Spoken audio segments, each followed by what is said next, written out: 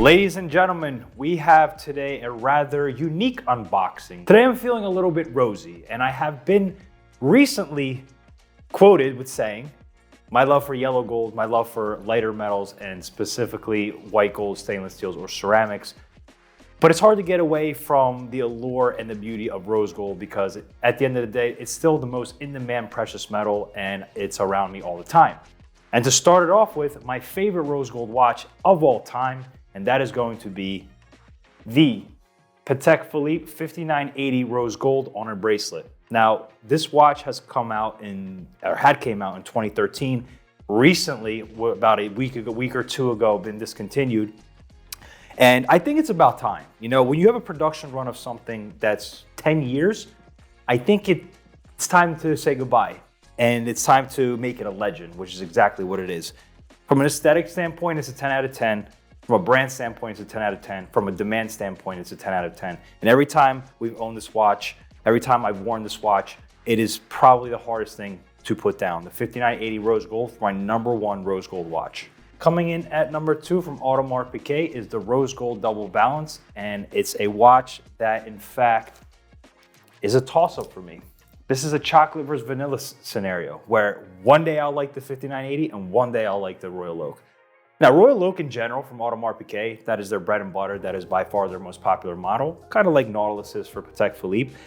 But the aesthetics and the engineering and just the ergonomics of this watch, I think are the best that's ever been made. I remember when this watch first came out, they had 39 skeletons in the past and they were rather, I would say, not that popular or not that in demand. They were kind of looked over.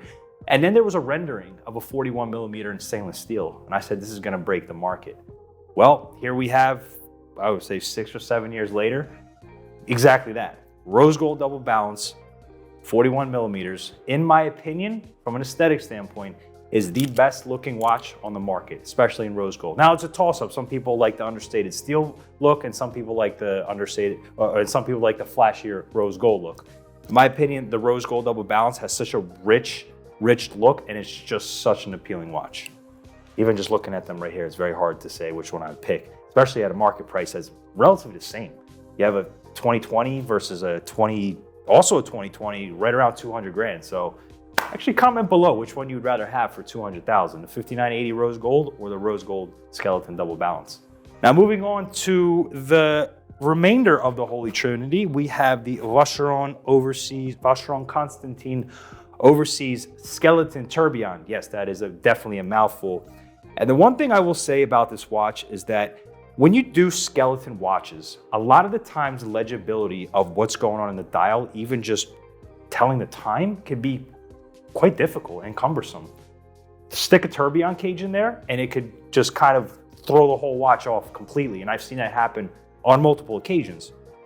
Vacheron knocked that out of the park with this one specifically because you can clearly see into the dial. You can see all the elements of the movement. You can see the contrast with the numerals that they have there. And then the skeleton cage, which does not take away from the skeleton dial. It's just kind of right there in front of you and it all just really, really works. Not to mention, just the overall design of the watch and the finishing is absolutely exceptional. So Vacheron Constantin, good for you guys. You knocked this one out of the park. So that completes our Holy Trinity. Now we're moving on. The second time I've seen it in the flesh, and I like this so much that I had to buy it. You know, we try to say all the time, don't buy things on emotion, but I did buy this on emotion, but it was at a good price. This is the FP Journe Centigraph Line Sport in rose gold.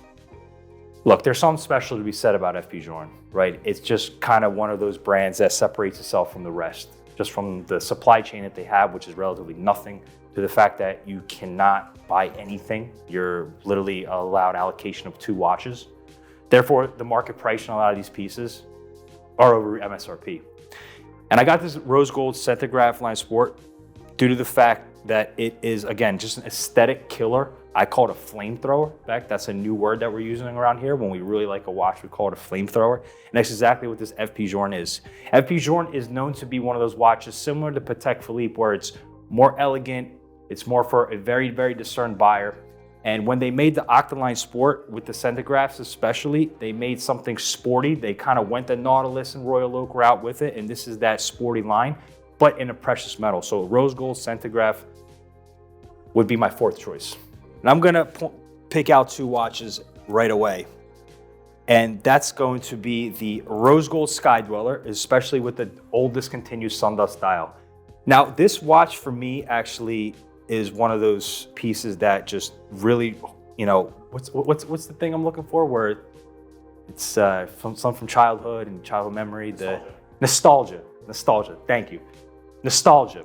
When I first got into this business, having a gold Sky-Dweller was like having a Rolls Royce. Like having a gold Sky-Dweller back then, especially me being 18, 19 years old, was relatively unattainable at that age. And today it's like a Richard Mille.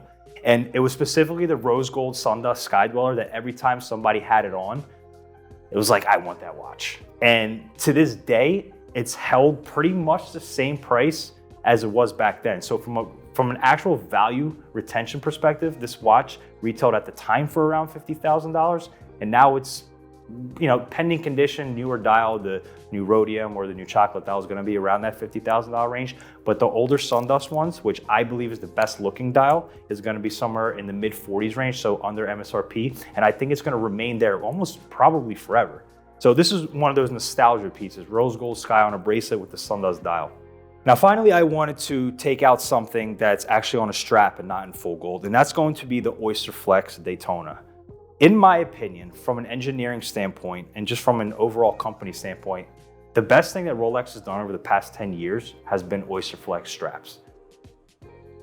They do one of two things, right? They take a Daytona that used to be on a leather strap that was a relative what we like to call dog, and they made it sporty.